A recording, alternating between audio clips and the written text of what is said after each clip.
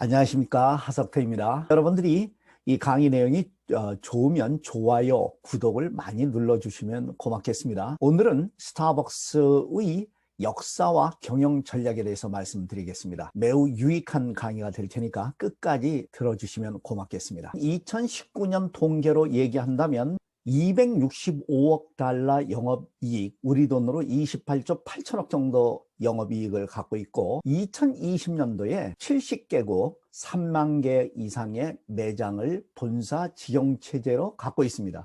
왼쪽 편에 있는 그 지도를 보면 스타벅스가 진출되어 있는 나라를 연두색으로 표시했습니다. 스타벅스는 1987년 하워드 슐츠가 스타벅스를 인수하자마자 이 사람의 사업 비결은 어디서 출발했냐면 종업원들의 복지 향상으로부터 시작이 됐습니다. 시중 임금보다도 훨씬 높은 임금을 제공했고, 따라서 교육순위 높은 종업원들이 진입하게 되고, 주간 20시간 파타임을 근무하는 알바생에게도 건강보험을 제공해 줬습니다. 매년 10월 달에 전 직원에게 봉급받는 것의 14% 정도를 스탁 옥션으로 주식을 나눠줬습니다. 전체 종업원들에게 주종관계가 아니라 파트너다, 사업 공동체 의식을 심어줬습니다. 이것이 스타벅스가 오늘날의 원대한 글로벌 기업이 된 것은 종업원들과 파트너십이 그 출발이라고 볼 수 있겠습니다. 하워드 슐츠는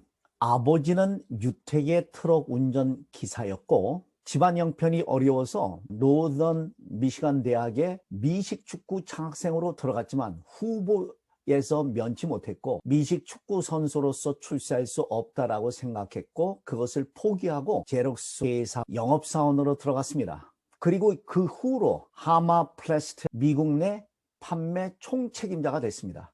그 당시에 스타벅스라는 커피 회사에서 커피 메이커를 많이 주문하는 걸 보고, 커피 장사가 잘 되는구나 하는 것을 확인했죠. 그 당시에 스타벅스 회사에 가서 창업자 세 사람을 만났습니다. 자신을 영업 총책임자로 임명해달라고 1년 동안 설득을 했습니다. 그 창업자 세 사람은 그 역사 선생이었던 제브 시겔이 있었고, 또 영어 선생이었던 제리 볼드윈이 있었고, 또 작가였던 모커라는 세 사람이었습니다. 스타벅스라는 이름은 허만 멜빈의 그 백경 모비딕에서 고래잡이 1등 항해사 스터벅이라는 사람에서 그 이름을 따왔습니다. 로고를 보게 되면 머리를 풀어 헤친 여성은 그리스 신화에 나오는 바다의 신 사이렌입니다.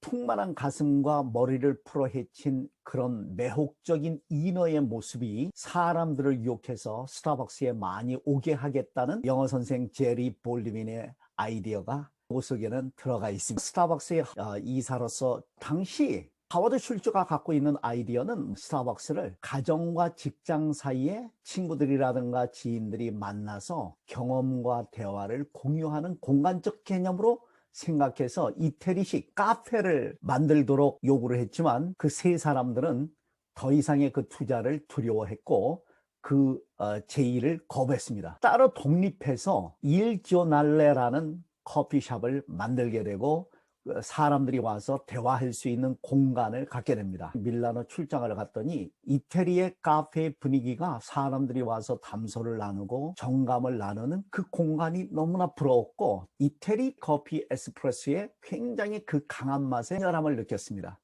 자신이 일지오날레를 개업하면서 거기에 진한 이태리 커피에 물이 약간 들어가서 농도는 약한 미국 사람들이 좋아하는 형태로 보급을 했던 것이죠. 이것이 대히트를 쳐서 1년 안에 하루에 출입하는 고객들이 1000명이 넘었습니다. 그러자 앞서서 그 말씀드렸던 그 3명의 스타벅스를 만들었던 사람들은 좀 더 다른 사업을 투자하고자 이 스타벅스를 하워드 슐츠에게 넘겨주려고 제의를 했습니다.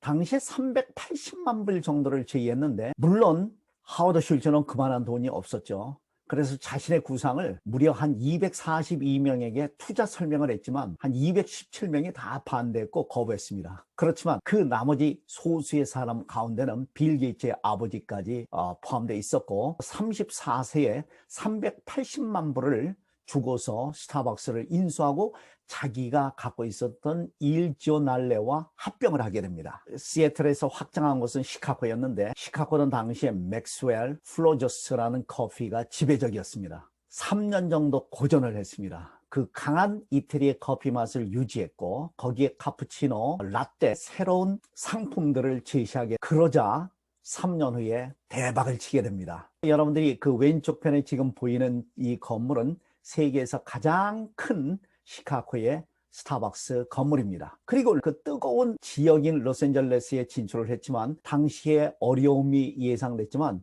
당시 로스앤젤레스 타임즈가 미국에서 최고의 커피가 바로 스타벅스다, 이런 기사가 나오게 되고 그 이후로 젊고 세련되고 고소득의 전문직 종사자들, 영어로 얘기하면 유피죠. 유피족들이 스타벅스를 애용하게 되고 긴 줄을 서도 그것을 꼭 기다렸다가 그곳의 커피를 마시게 되는 그런 유행이 번지게 됩니다. 테일러 클락이라는 사람은 징크스의 반대 현상, 영어로 얘기한다면 reverse jinx.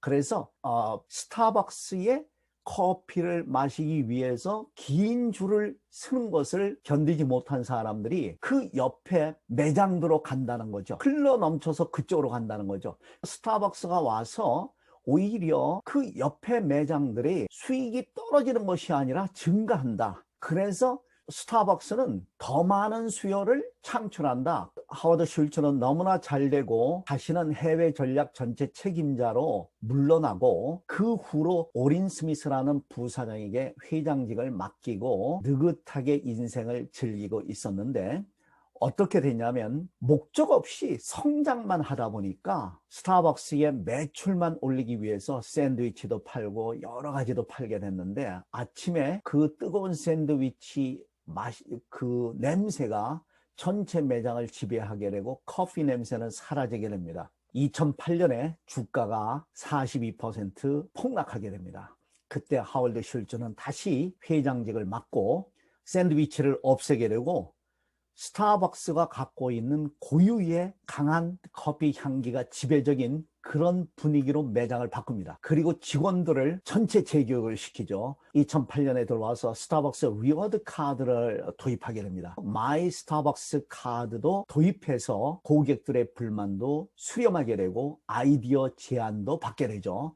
이번에 코로나를 겪었지만 스타벅스의 매출은 크게 떨어지지 않은 것이 마이 스타벅스 앱을 통해서 사전 예약을 받지요. 그리고 사전에 적립금을 적립해도 됩니다. 그 돈이 작년도 통계를 보니까 우리 돈으로 10조 원이 넘습니다. 스타벅스는 개인들이 미리 적립한 돈이 은행 수준을 가지고 있을 정도의 풍부한 자본을 갖게 되는 거죠.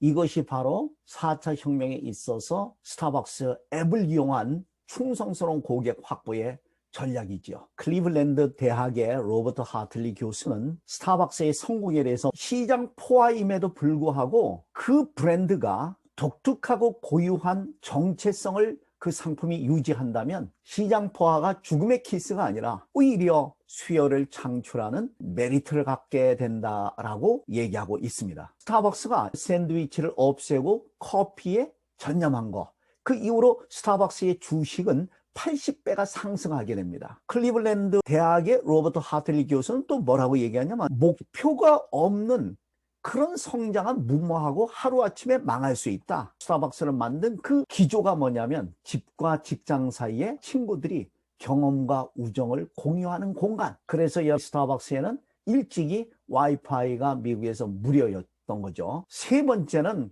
스타벅스의 성공을 우리가 요약한다면 직원들의 복지, 20시간 정도의 파타임을 일하는 직원에게도 건강보험을 제공해주고 봉급의 주식으로 나눠주고 이런 모든 것들이 직원들과 경영주가 혼연일체가 돼서 오늘날의 스타벅스를 만든 것입니다. 그런 회사는 절대적으로 무너지지 않는다. 이것이 오늘의 강의의 핵심입니다.